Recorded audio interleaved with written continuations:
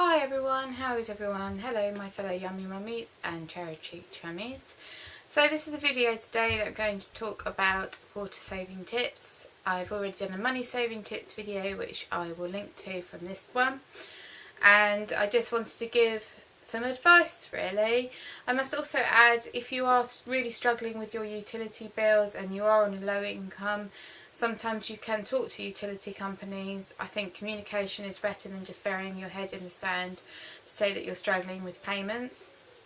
I know for one that Southern Water do a saving tariff for people that are on lower incomes, so it may be worth checking it out. I will put the information below.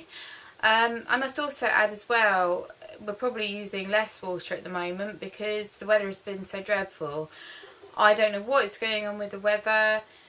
One minute it's a heat wave, the next it's thunder, and then the next it's sleet and snow. We've got apparently on the way again. I just can't keep up. So we won't be watering our plants much, but there are ways obviously of saving money when you're using water in the home.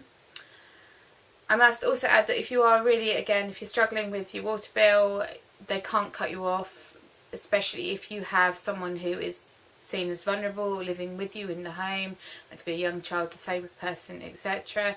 Please correct me if I am wrong, but I'm pretty sure that's the case. So in terms of looking at what utility bill to pay, I would say at the moment that the water is the least urgent if you've got other ones to pay as well that you're struggling with.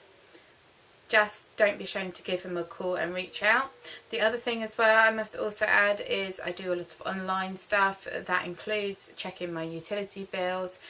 And since I have had a very nice young man come round from Southern Water to show me how to save money within the home, I've noticed that when I check our usage online, we've actually gone down, which is great. But the thing is, the bill is still up.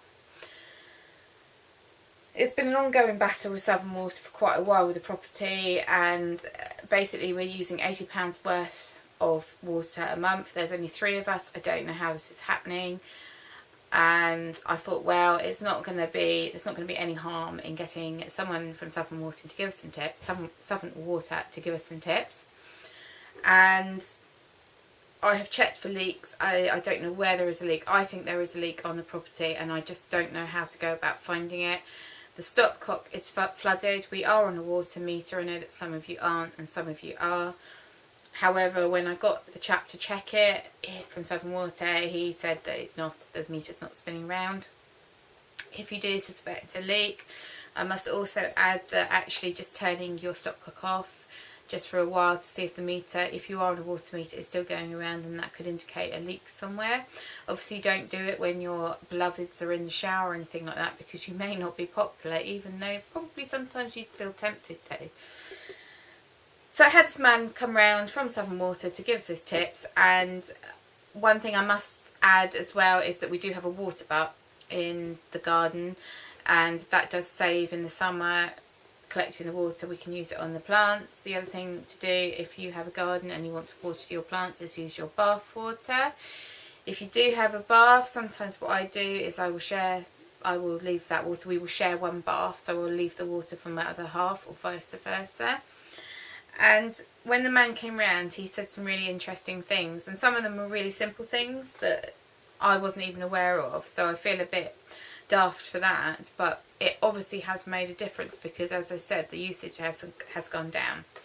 I'll also put some links below, and as always, don't forget to like, comment, share, subscribe if you haven't done so already. And that's about it, so I'm going to go straight into it. So the man came round, and I think I've said this now about 3 times. You must excuse me, lack of sleep. And the first thing he did was he asked about toilets. He said, are they dual flush? I said yes. But I didn't realise that with a dual flush, which is where it's 2 buttons, the little button is for number 1s and the bigger button is for number 2s. I never realised this. I feel really daft and I didn't know. And obviously the number 2 is for more water usage. So I was just pressing both when I went to the toilet because I didn't know any difference. So that's made a difference. The other thing as well is long showers are apparently one of the worst things you can do. He gave us a timer on suction cups, which basically you're only meant to be in the shower for 2 minutes at a time. So if you tend to have very long showers, I would really suggest you cut them down if you want to save water, water and money. And he said actually baths are better in some ways because you can actually see your usage, whereas with a shower, unless you've got a shower bath where you can stick the plug in like we have, you can't see the amount of water you use. And apparently something like a long shower is the equivalent to 3 baths or something crazy like that. And I do like baths, but I don't tend to have that many. And the other thing I must also add is that if you're washing a lot, unless you obviously need to have a shower every day because of your job, etc., it's very physical. If you have a lot of baths and a lot of showers, it adds up, and also it does dry your skin out. I've noticed that my skin gets a lot drier, and we are in a hard water area, and that does not help in terms of limescale and everything. That is just a nightmare. Which I may add, if you get limescale build up or anything like that, just a solution of vinegar left on your tap.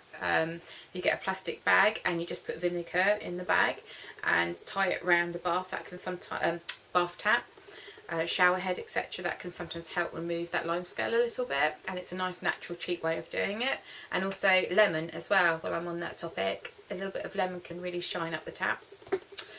Anyway, we looked at that, and the other thing he also did is he fixed aerator gadgets to the taps. You wouldn't know any different unless you'd actually known they were being fitted.